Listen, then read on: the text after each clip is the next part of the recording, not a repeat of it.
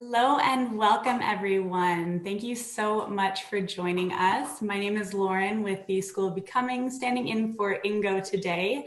And we are so excited to be joined by Carolina Lasso of the Search Inside Yourself Leadership Institute.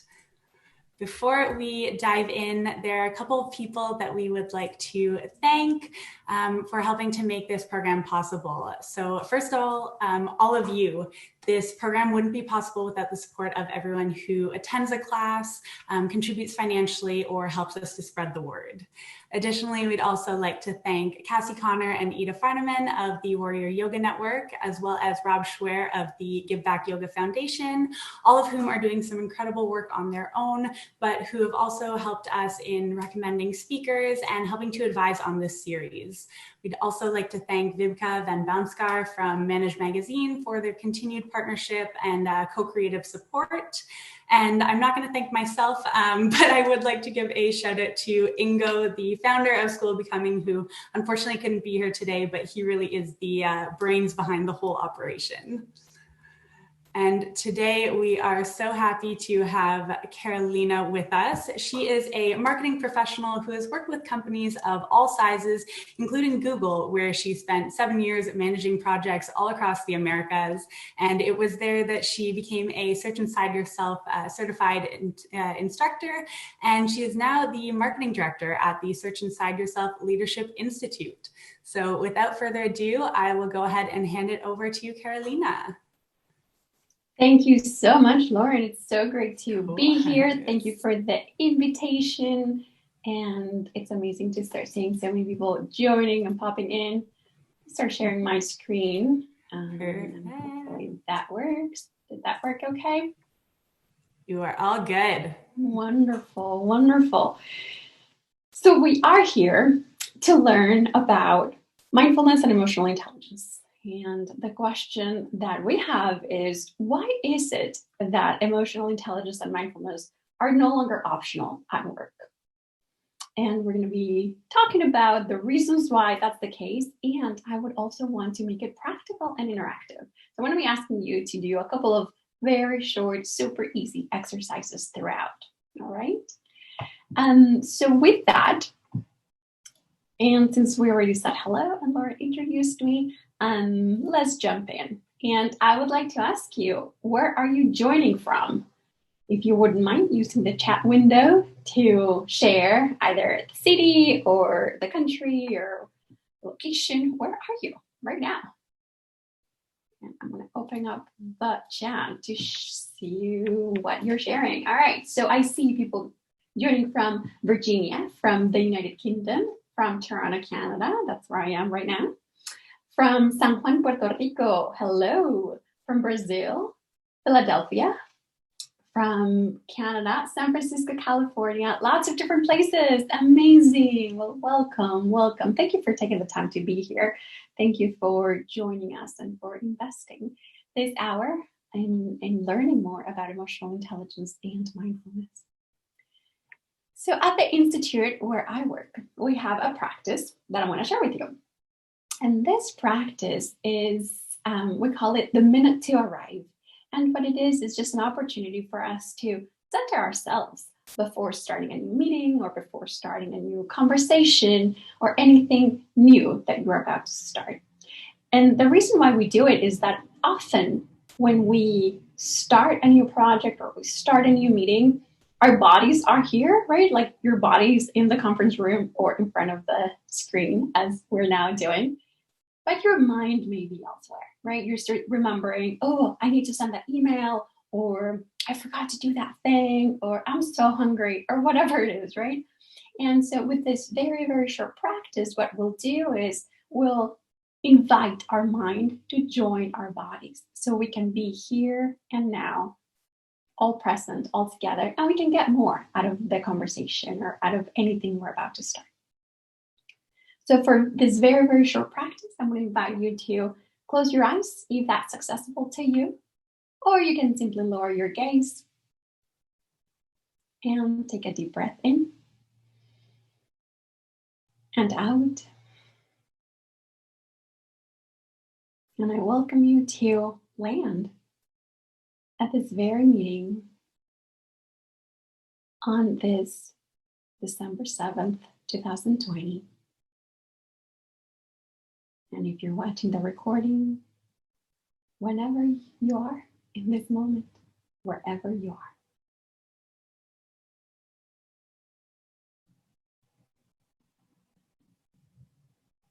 Simply connecting to what we're about to do, letting anything else go. You'll be able to take care of all those things later. Just an invitation to be here and now at this moment. And let's take another deep breath together. And opening your eyes and coming back. And I hope you were able to notice a little bit of a shift in terms of calming your mind and in terms of fully arriving to this moment. And again, these are practices that we do at work because they allow us, even though they're really, really brief, they allow us to land and to be more present for ourselves and for other people. And to jump into, now I have been doing a little bit of the talking. I would like to hear from you. And I would like to ask you this question. What are 1, 2, 3 words that you would use to describe an effective leader? Think of someone you admire in terms of leadership. And then type on the chat window, what words would you use to describe them? What characterizes them? And let's see what you say.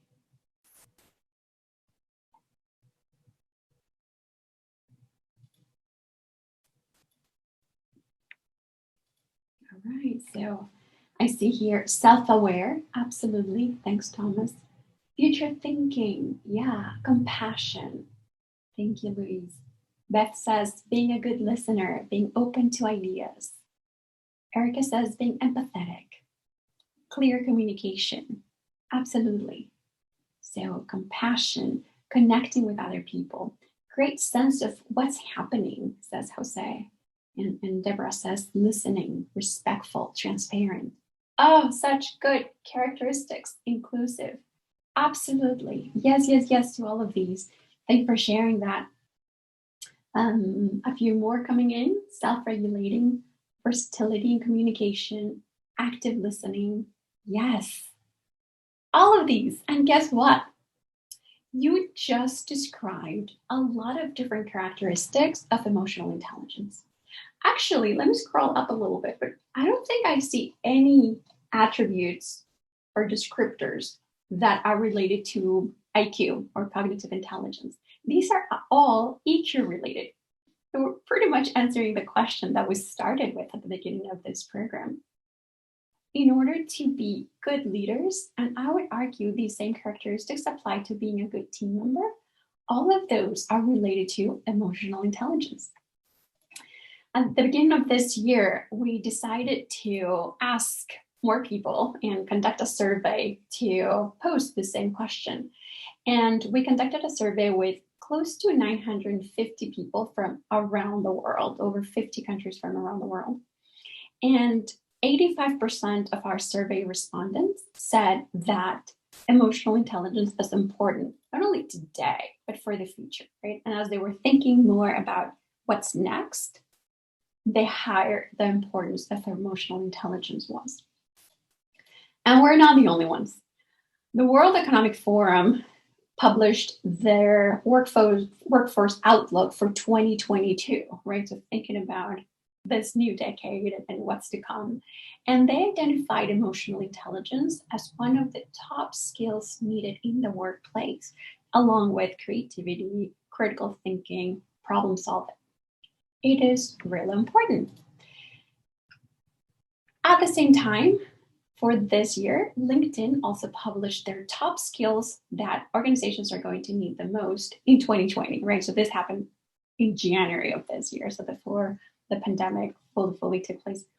And the emotional intelligence came in as new in their list of soft skills as number 5. And so again, little by little, this is really taking a lot of importance. And at the Institute, we believe that mindfulness is actually a foundation. It's core to building emotional intelligence skills. And when we talk about emotional intelligence, we're talking about these 4 competencies. Those are the 4 main competencies that you see at the top: self-awareness, social awareness, self-management, and relationship management. Notice that the ones on the left are related to intrapersonal skills. So me with myself, right? And then on the right, we're talking about interpersonal skills. So in relationship to other people. And then at the bottom, you see mindfulness as kind of holding these skills, because we truly believe that you can't develop emotional intelligence without mindfulness. One simple example is with self-awareness, right? You're trying to get to know yourself better, understand your resources, your weaknesses, your strengths, get to know yourself better. That's self-awareness. And you can't really do that without pausing and being aware, which is what mindfulness could really be summarized as, right?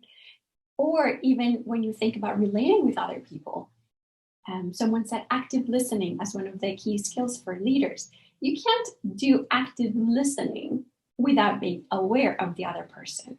And that's what mindfulness gives you, an ability to be in the present moment, okay with everything as is, and fully here in the here and now, not thinking about something else, right? So if you're having a conversation with somebody, really paying attention to that person, to what they're saying, to how they're feeling, to their nonverbal cues.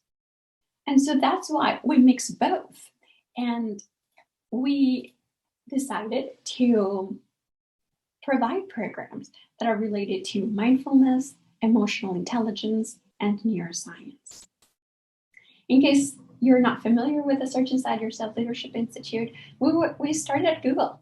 So we were the mindfulness program, leadership, neuroscience, and emotional intelligence training that started within Google.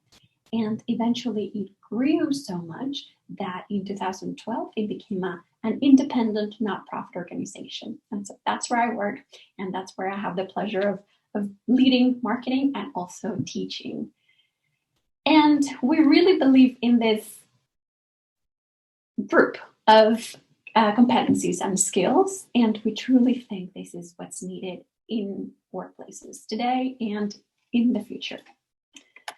But you could ask yourself, well, why? Okay, that sounds interesting, sure. But why? Why is it that it's so critical today? And the reason is that the human-centered skills of mindfulness and emotional intelligence are required for organizations to survive and thrive in the 4th Industrial Revolution. They're required to survive and thrive. You see, during the 1st Industrial Revolution, the economies needed to hire hands, right? Factories needed hands for people to operate, to build, to work in mass production. Then in the knowledge economy, it was all about hiring minds, right? Intellectual abilities. And today, we could say that it's all about hiring hearts in addition to minds and hands. You really need to connect with purpose.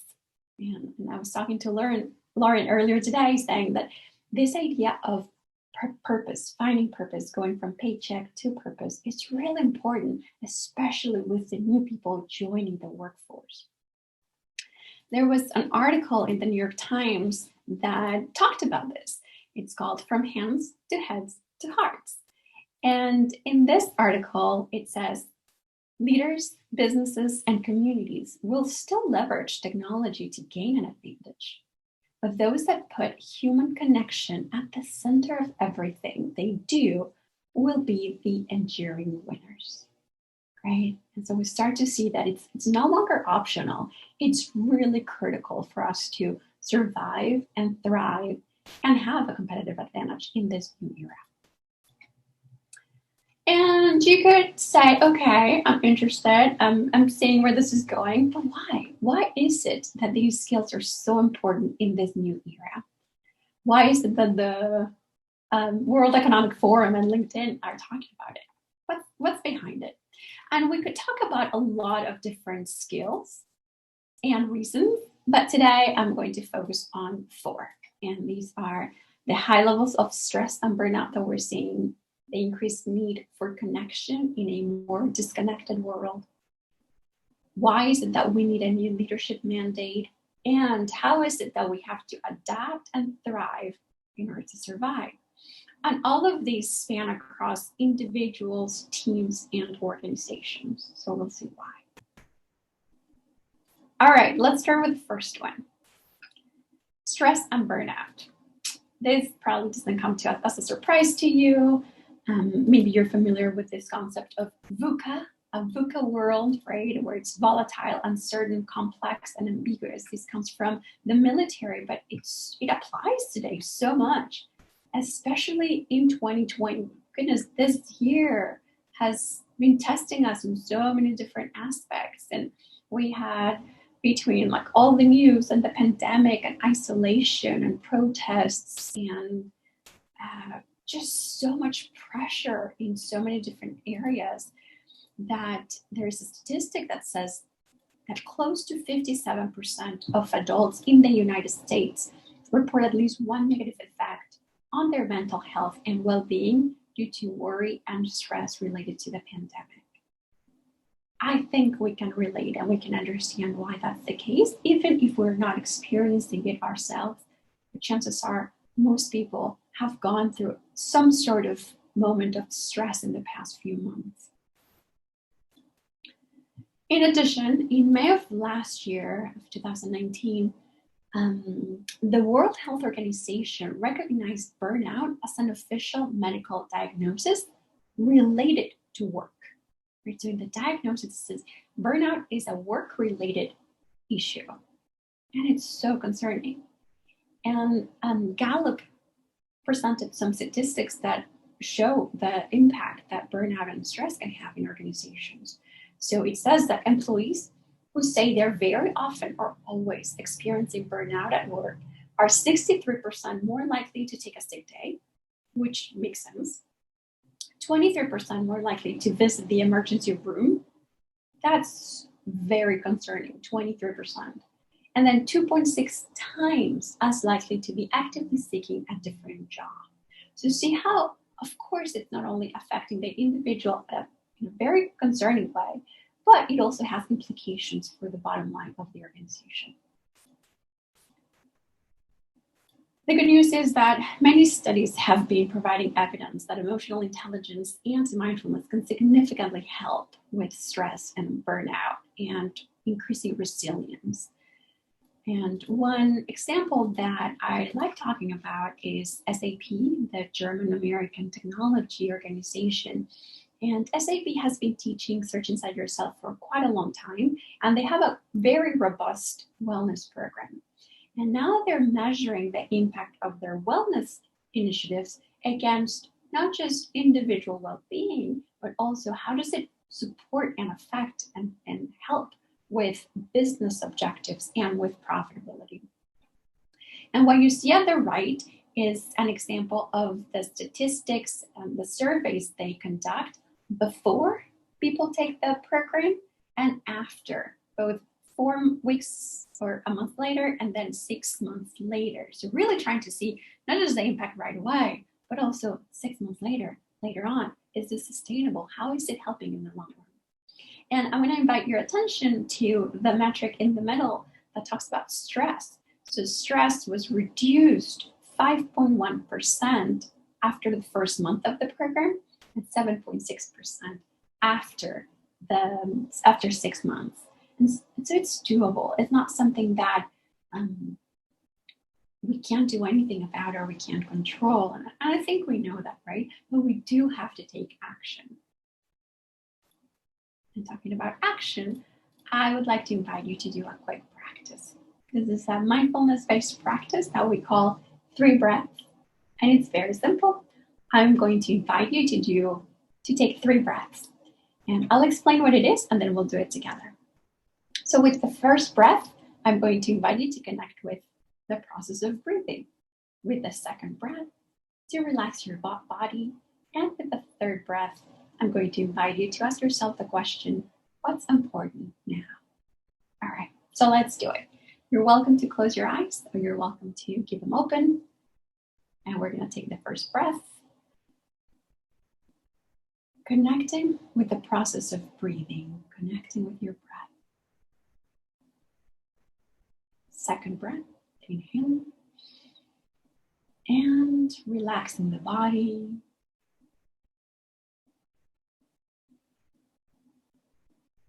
And with the third breath, ask yourself the question, what's important now? What's important now? That's it. You're welcome to open your eyes. And we like doing these types of practices. We call them micro practices because they're very short and they're portable. You can take them anywhere while you're driving or, well, without closing your eyes, of course, but on the train, when you're commuting, really anywhere before starting a meeting, before starting lunch, before picking up the phone, right? Anytime that you need just a moment to calm your mind and to connect with yourself and your body, you can do these types of practices. We have plenty more, but I thought I would share this one that's quite short and portable, and it really helps to give a little bit of perspective with that last question. Okay, so that was reason number one. Let's move on to reason number two, which is the increased need for connection in a more disconnected world. The fact that we're doing this via an online platform and we can't be in person, and that's just immediately speaks to how this year has invited us or forced us to disconnect in a way. And then it's allowed us to connect in other ways too, right? But unfortunately, there was a study that showed that over 61% or close to 97 million of Americans reported feeling lonely at work. 61%. So think about the people you work with. And now do the math. About 61% of them feel lonely. That's so high. And that has huge repercussions both for the individual and for teams to operate. In our own survey, we uncovered that the most important skill that matters for team success, according to our survey respondents, was collaboration. And so then you start asking the question, well, if we're separated and connection has been impacted by everything that has happened, especially this year, but collaboration is the top skill that matters for team success, then how do you reconcile the two? And you see that here that number two is communication skills. So people really prioritize collaboration, communication skills as a way to be successful within their teams. This other study done by Deloitte and Google in Australia showed that within this study, companies that prioritize collaboration were twice as likely to be profitable and twice as likely to outgrow competitors. So it's not just a desire by individuals within a team, it's actually a measured way to survive and to thrive as an organization. So interesting, no? And then we also found this interesting result from another Gallup study from 2018 that says, compared with business units in the bottom quartile, those in the top quartile in terms of engagement realized substantially better customer engagement, higher productivity, better retention, fewer accidents, and 21% higher profitability.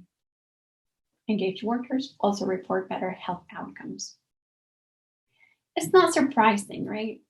Engagement, being really in it, being okay and feeling engaged at work can have so many positive results. And when I was at Google, I was there leading a marketing team in terms of Google Ads, so the marketing products that Google produces.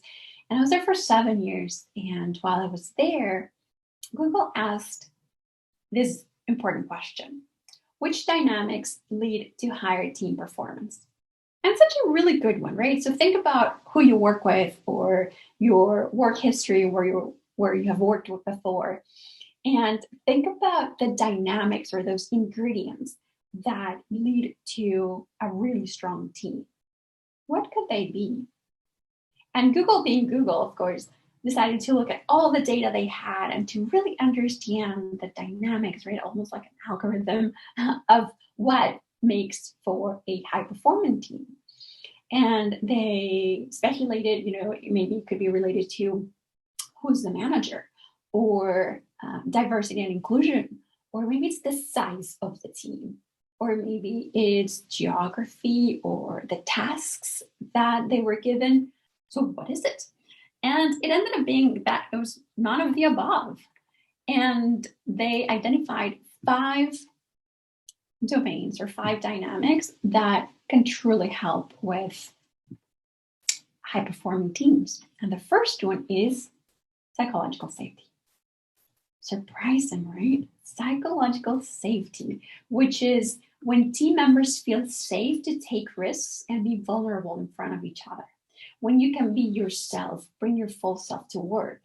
And when you know that whatever you do, people are not going to make fun of you, people are not going to necessarily push back or question. You feel safe taking risks inside your organization. You feel safe being yourself. The second one is dependability. The third one, structure and clarity. The third, meaning, purpose, finding meaning in what you do, which is also connected with impact. What about everything that you're doing is going to have an impact in the world?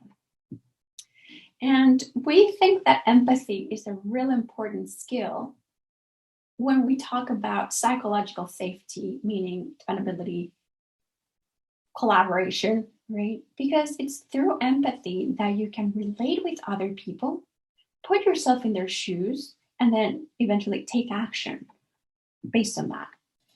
And there is a quote by the CEO of Microsoft that says, "Without empathy, it is not possible to get the best from your team."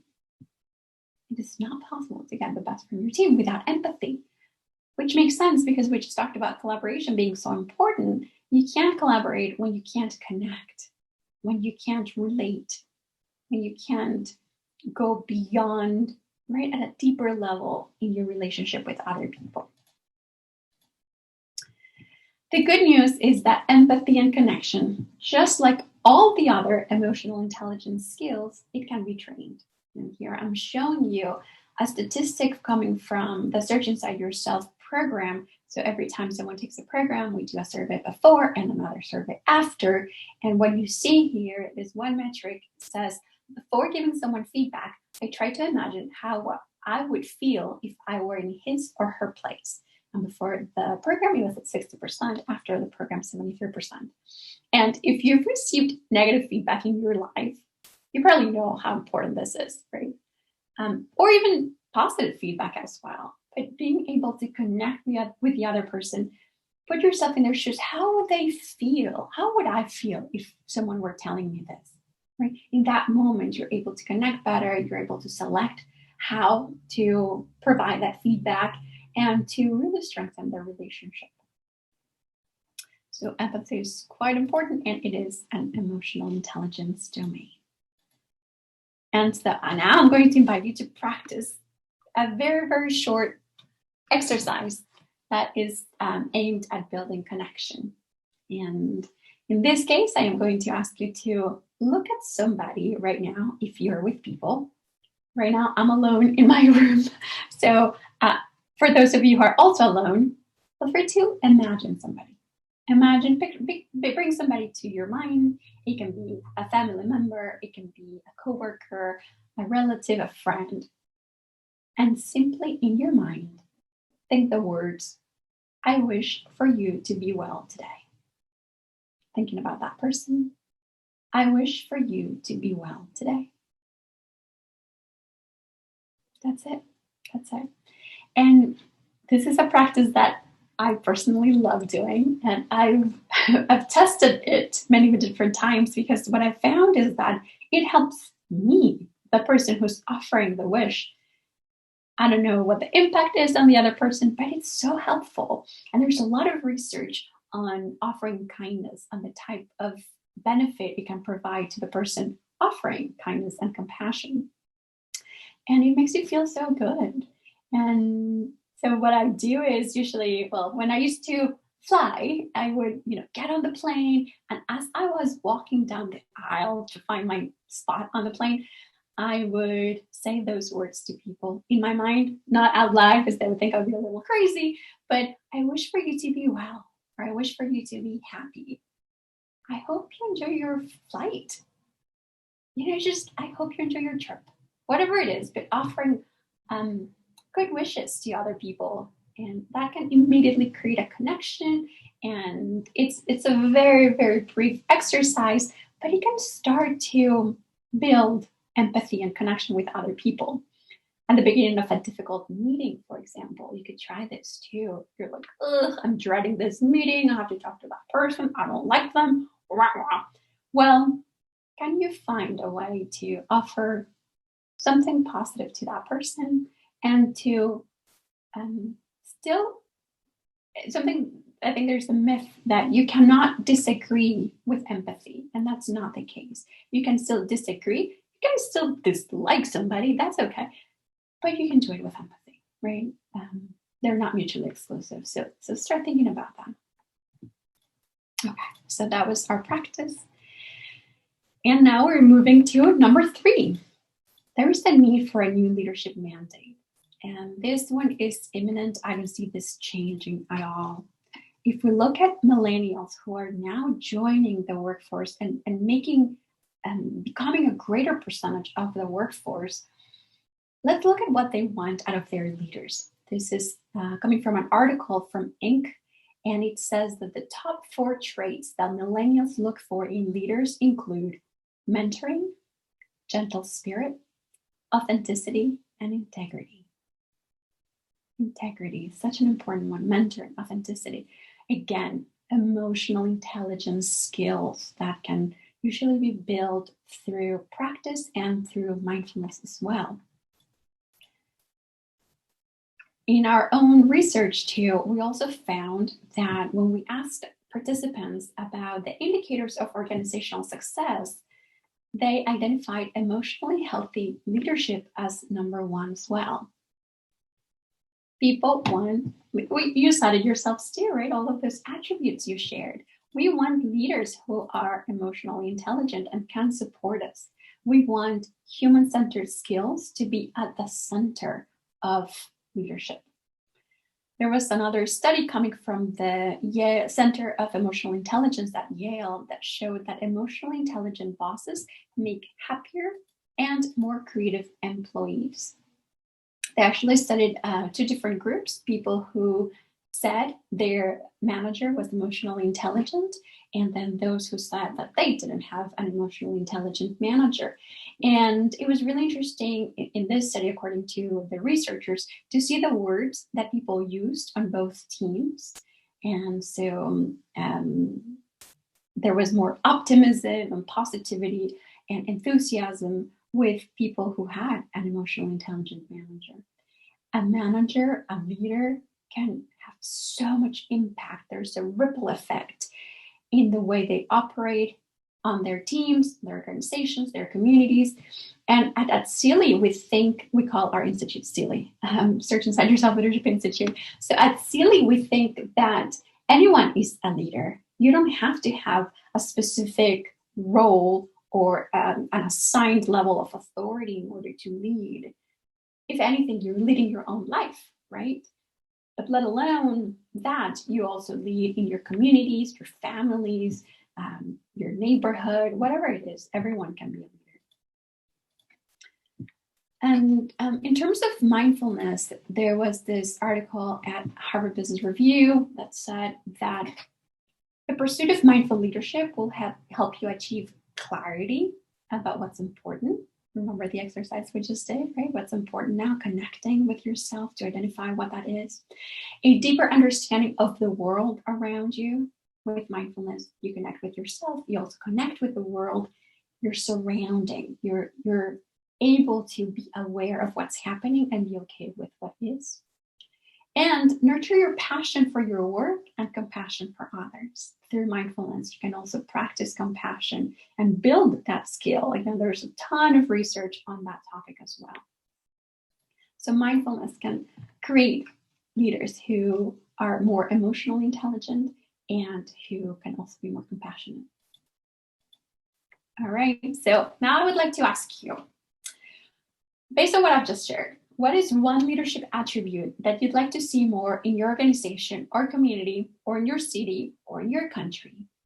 If you had to choose one, what would be one leadership attribute you'd like to see more of where you are? And let's see what you say.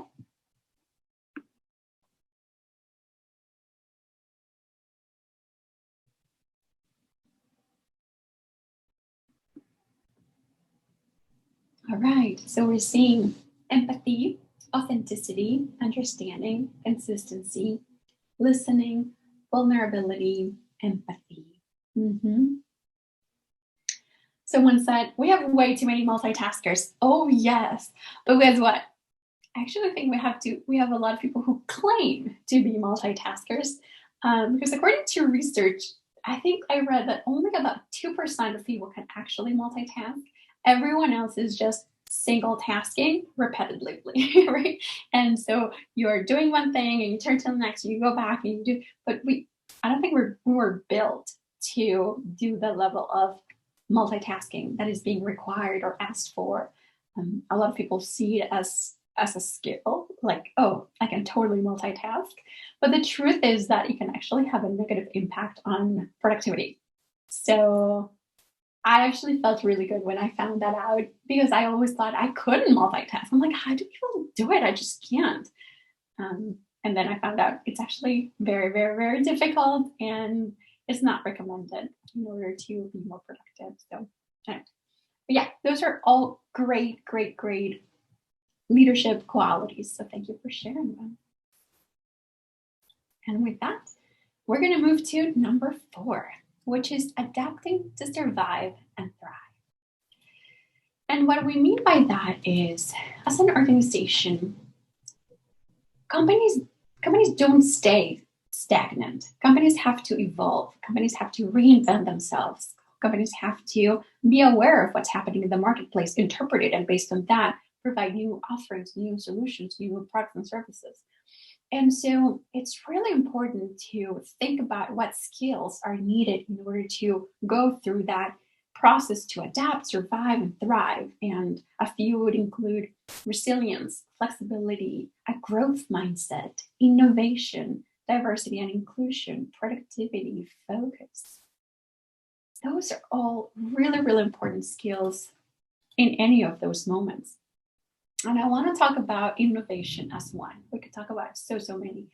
But innovation is critical in order for organizations to stay ahead of their competitors and for organizations to be able to meet the demands and the needs of their customers, which is the most important part. And when I went to business school and we would talk about innovation, we would also always talk about market research, qualitative analysis, and quantitative projections, and it was very, very quantitative in nature. And if you think about really the ingredients of innovation, they're also related to people. And I love this quote by Brené Brown that says, vulnerability is the absolute heartbeat of innovation and creativity. There can be zero innovation without vulnerability. And she's a researcher in Texas on vulnerability. And so this is at the core of what she teaches, but it's so true. Because if you think about all the ingredients of innovation, vulnerability, resilience, and psychological safety are really important. Because what happens at the core of an innovative process, you are trying a bunch of things and you're saying what works, and you need to be okay failing as an individual. You need to have an organizational culture that is also okay with you failing and that will support you. And not only that will be okay with it and also potentially celebrate failure, because Whenever you find that something doesn't work, that's a data point, right? And then you try something else to meet the needs of your customers. So vulnerability is at the core of it. If your employees are not okay failing, taking risks, questioning processes, questioning your product, questioning a data point, then you'll never innovate. It's critical for the individual to feel okay raising their hand and saying, I think we need to do this differently, in order for you to then spark the ideas for innovation. But we rarely think about innovation in this way, and it's just so important. Another aspect that is imminent and will continue to grow is artificial intelligence and automation. And this is growing in so many different areas and industries and processes. There was a study done by Capgemini last year that said that on average, 74% of executives believe that emotional intelligence will become a must-have skill as automation replaces routine tasks, right? So as we think about everything that will be led by machines or automated in one way or another, the skills that will be needed from humans are human-centered skills: creativity, emotional intelligence, connection, collaboration, making the connections that a machine cannot make, at least for now. And this applies across industries, as I was saying, and even geographies. This study was done across many different countries, and we see here that on average, 74% of executives believe that emotional intelligence will be a must-have skill at various degrees. I like this quote by the president of worldwide hotel operations at Four Seasons. And he says that emotional intelligence is at the core of what they do, and that it is necessary that we be driven by a renewed and dashed focus on the power of emotional intelligence.